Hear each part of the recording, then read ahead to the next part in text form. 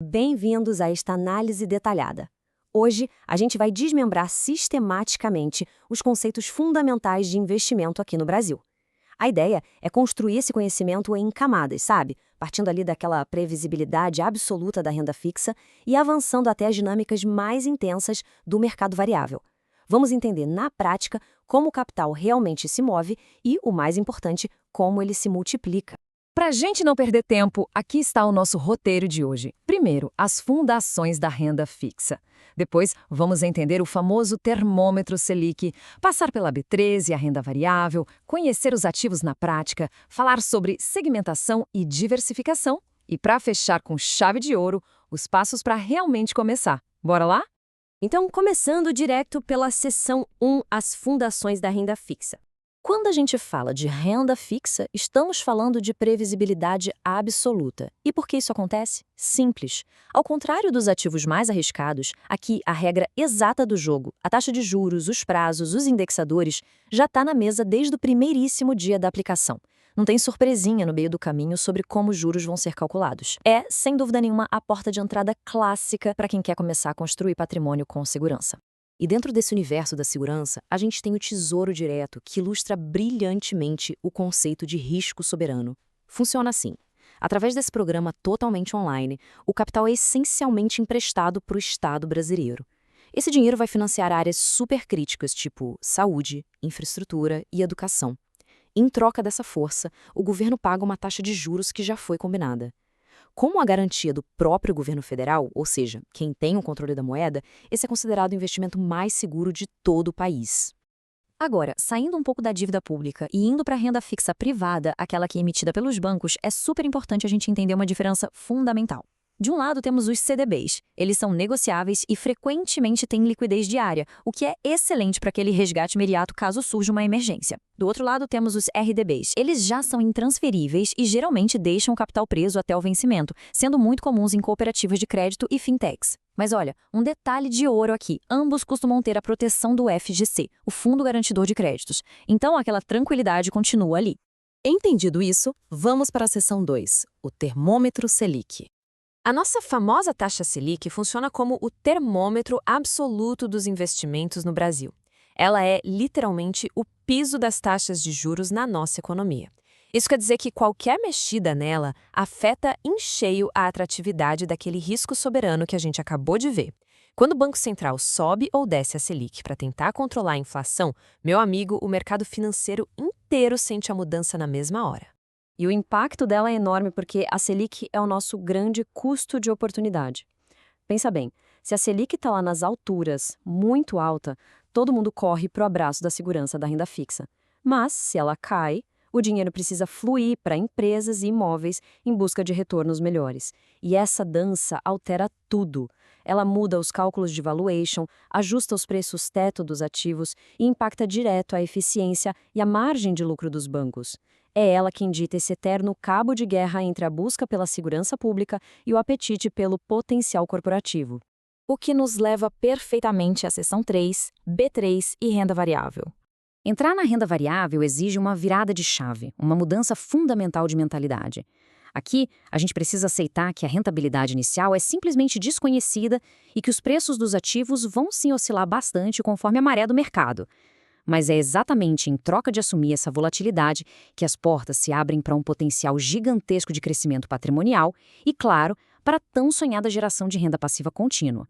E aqui no Brasil, o palco principal onde toda essa mágica acontece é a B3, a nossa Bolsa de Valores.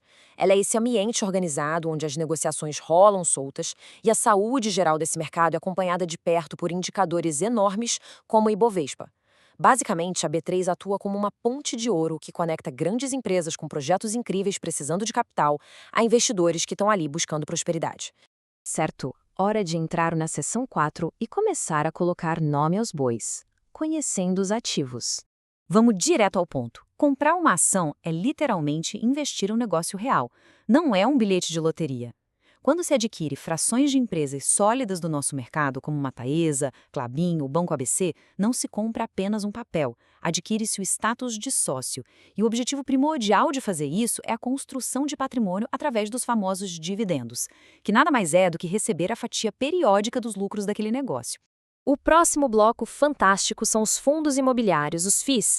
Eles permitem a exposição a empreendedores gigantescos. Imagina só, galpões logísticos ou grandes shoppings, sem a necessidade de ir lá e comprar um imóvel físico de milhões. A estrutura funciona como um grande condomínio de investidores gerido por profissionais. E o detalhe matador: a lei exige que eles distribuam pelo menos 95% do lucro semestralmente. Na prática, isso cria aquele fluxo de caixa mensal previsível pingando na conta. Ativos como HGLG11 e RZTR11 são exemplos clássicos muito acompanhados pelo mercado. Agora, para quem busca uma vida um pouco mais prática com diversificação automática, os ETFs são uma tacada certeira. Um ETF é um fundo negociado na bolsa igual a uma ação, só que ao comprar uma única cota, leva-se uma cesta inteira de ativos. Se a ideia é seguir o Ibovespa, por exemplo, existe um ETF que replica exatamente o desempenho de todas aquelas dezenas de empresas do índice de uma vez só. É transparência e diversificação máxima em um único clique. E claro, o mercado contemporâneo não estaria completo sem as criptomoedas. Moedas digitais, como o Bitcoin, introduziram uma classe de ativos totalmente diferente e altamente volátil. É um ecossistema gigantesco que movimenta caminhões de dinheiro em frações de segundos, operando totalmente fora do controle de governos através da tecnologia blockchain. O grande diferencial inovador aqui é a possibilidade da autocustódia, ou seja, a chance de ser o próprio banco e guardar o ativo com as próprias chaves. Sabendo quais são as principais ferramentas, vamos para a seção 5, segmentação e diversificação. Na prática, a grande jogada para proteger o patrimônio é segmentar os ativos em categorias claras. Olha só como a gente divide isso na tabela. Temos o setor bancário, com o Banco ABC, saneamento e utilidade pública com Copasa e Taesa, commodities com gigantes como Petrobras e Vale, papel e celulose com a Klabin e os nossos FIIs de tijolo e papel. Fazer essa distribuição estratégica garante que o portfólio nunca fique vulnerável a um único evento econômico negativo. Se um setor enfrenta uma tempestade perfeita, a estabilidade de áreas como energia ou saneamento pode segurar as pontas e compensar as perdas. É impressionante como uma verdade financeira tão fundamental consegue atravessar os séculos. Tem um princípio básico que diz: não concentre todos os recursos em um só lugar. E o que é mais fascinante sobre isso é que essa necessidade absoluta de diversificar é defendida com o mesmo peso tanto pela sabedoria milenar de figuras históricas como o rei Salomão, quanto pela matemática supercomplexa da teoria moderna de portfólios do ganhador do Nobel, Harry Markowitz. Ou seja, diversificar não é só ter uma atitude prudente, é um princípio técnico, de pura sobrevivência.